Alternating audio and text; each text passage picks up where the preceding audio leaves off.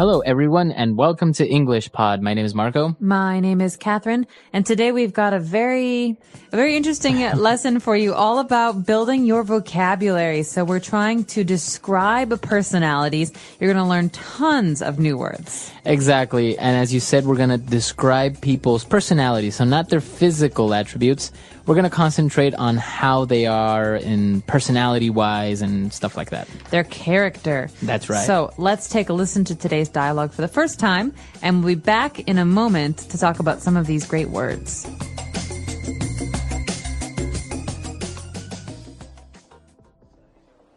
Okay, class, settle down.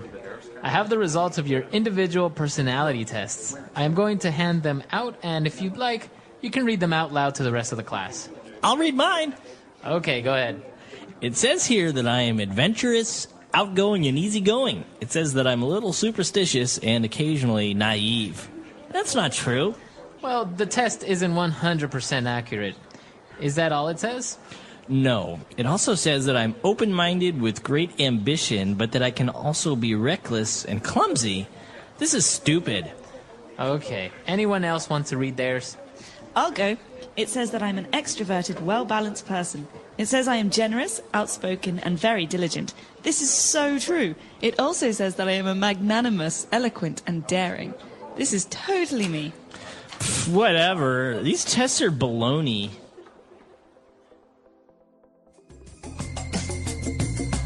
All right, we're back. So we're going to divide this up into language takeaway parts 1 and 2. So let's start with 5 keywords now on language takeaway.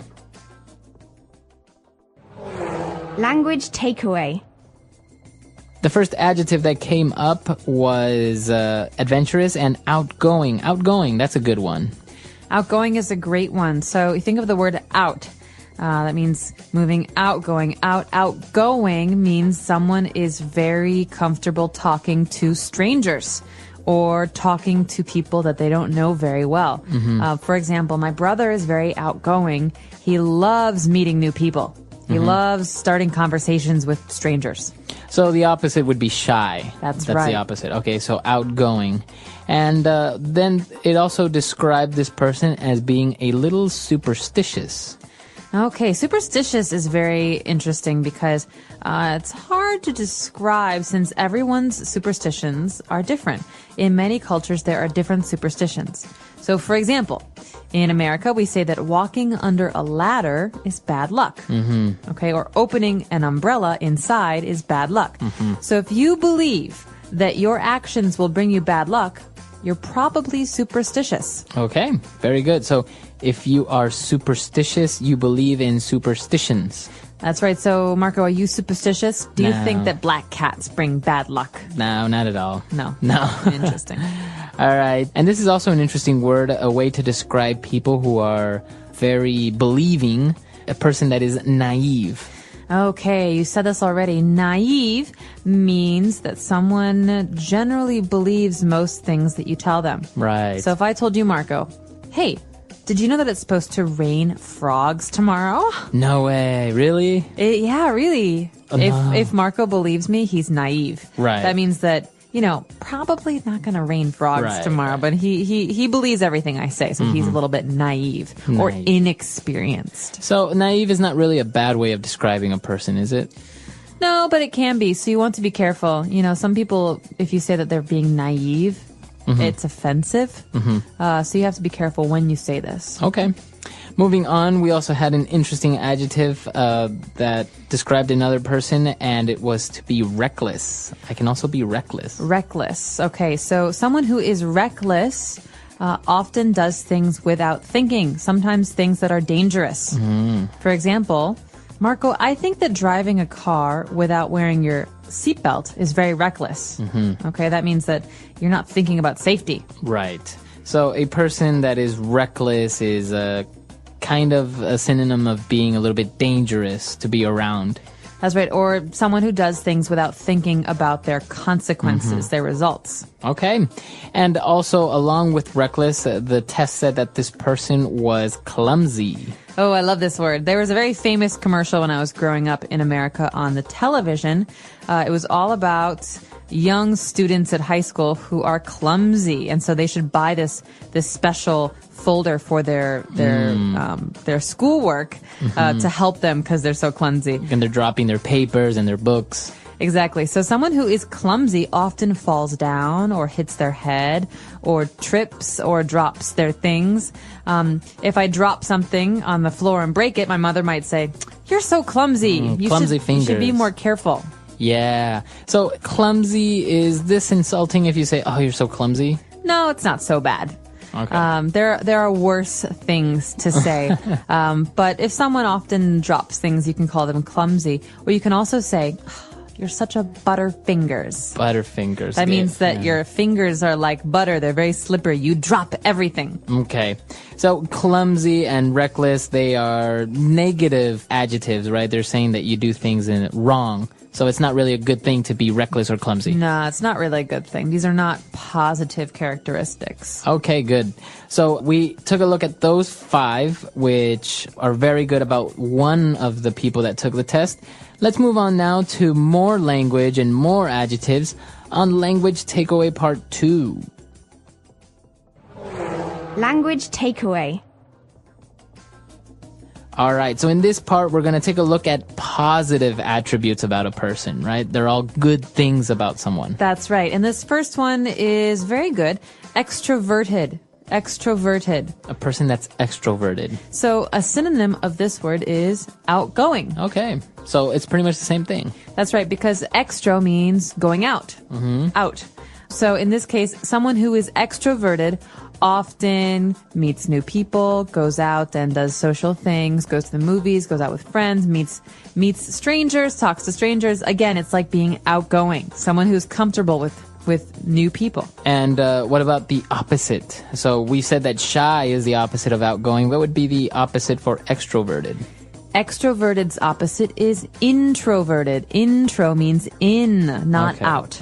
So that means someone who's very shy, who is uncomfortable with new people. Okay. And, well, apart from being extroverted, the test also said that this person is very diligent. Ooh, diligent is a great word. This is a word you want to hear from your teachers and your bosses. Okay, if someone says, "Marco, you are very diligent at work." What does that mean? It means you're very careful. You always do things very thoroughly. And also quickly, right? When you tell them to do something, they do it immediately. That's right. So a diligent worker always does a good job and does it in a timely manner. Okay. And moving on to our third adjective. This one is kind of strange. It kind of sounds like monogamy, but it's magnanimous. Magnanimous. All right. Magnanimous. This is a great word. We hear this a lot in the newspaper or on TV about usually famous people. He did something very magnanimous, or it was a magnanimous gesture. This describes a person who does things for the benefit of other people. Someone who is thinking about the well-being and the health and the lives of others. So it would be a person that likes to share, or a person that's not selfish. Right. So if you donate half of your salary this month to victims of an earthquake, I would say, Marco, that's so magnanimous of you. You're so magnanimous. Okay. Awesome. And apart from being magnanimous, if a person is eloquent, I guess that's also a positive attribute. Oh, yeah. This is another really good one. Someone who is eloquent is a very good speaker. Okay. This means that when they talk, they sound very, very good. Okay. You know, someone who's eloquent uses big words, but is also very good at making other people listen. Okay. So it's usually about speaking. So you would say he's an eloquent speaker. That's right. So someone who is eloquent is fun or good or interesting to listen to. Okay. And our last description for personalities and the way people are is a person that's daring. Well, this can be a good thing or a bad thing. It depends on who you're talking about. Because sometimes daring people are also reckless. And this can be dangerous. Okay. But sometimes someone who is daring can be doing good things, like a daring business person might take risks that other people don't take. Okay, so a person that's daring dares to take risks, right? You are very daring. You, Marco, are daring because recently you jumped out of an airplane, Yeah. right? You did some skydiving. So that would be considered daring. That's very daring. I'm not daring like that because I would never jump out of an airplane. Right. Okay, so we took a look at basically 10 key words here, a lot of adjectives, but they're a great way to describe yourself. Maybe if you're at a job interview, sometimes a typical question is, how would you describe yourself using 3 adjectives? I'm extroverted, I'm diligent, and I'm open-minded. Yeah, that's awesome. See? You sound really professional when you say things Give like me this. the job. Yeah, exactly. So, and even if you took a look at some of the negative adjectives that we used, it's also a typical job interview question is like, what are your biggest faults? So you can say, well, maybe I am superstitious and naive, right? You wouldn't want to say that in a job interview. But I mean, I don't know, maybe. Because you have to say something, right? You do, but I would say sometimes I'm a bit too daring, or sometimes I take things personally. We can talk about that another time. But I think for now, it'd be good if we listen to today's dialogue one more time and really got a good sense of how to use these words.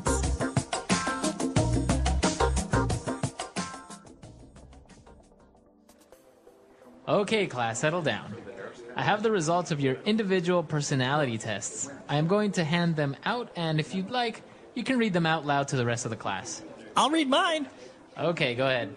It says here that I am adventurous, outgoing, and easygoing. It says that I'm a little superstitious and occasionally naive. That's not true. Well, the test isn't 100% accurate.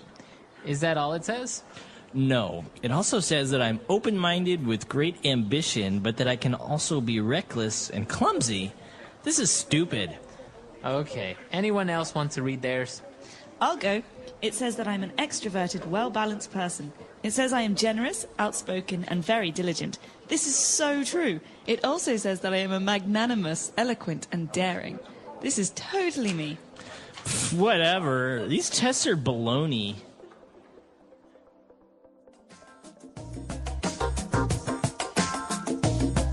All right, we're back. So now going into descriptions. What are 3 adjectives that you would use to describe someone that you hate the most? So going back to describing people, how would you describe one of the main things that really irritate you about someone? Maybe if they are clumsy, it really bothers you that people are clumsy, or reckless maybe. I see what you're saying. Well, I really like extroverted, hardworking people. But in English, we have a word to describe someone who is too extroverted, too hardworking. We call this person a type A personality. Type A. Type A. The letter A. And this means someone who works very, very hard, who is very, very serious, but who's always anxious, always needs to get things done, right? And so these people can be very hard to work with because they're controlling and they're never calm. So right? they're not easygoing. No, they're not easygoing. They always want to do what they want to do. They're usually not very good listeners. And so this type A personality is something that I would say I'm not a big fan of at work or even when we're going out because, friends. with friends, it's hard to be around someone who always has to control you. This is very interesting, and I'm sure our listeners have a lot of different ways to describe things that irritate them, maybe about people, or maybe attributes that they really admire about someone. That's right. And I want to give everybody a little bit of homework today. Go home, or if you're at home, look up a word in the dictionary that describes yourself. Yeah, An that's a good one. adjective to describe yourself.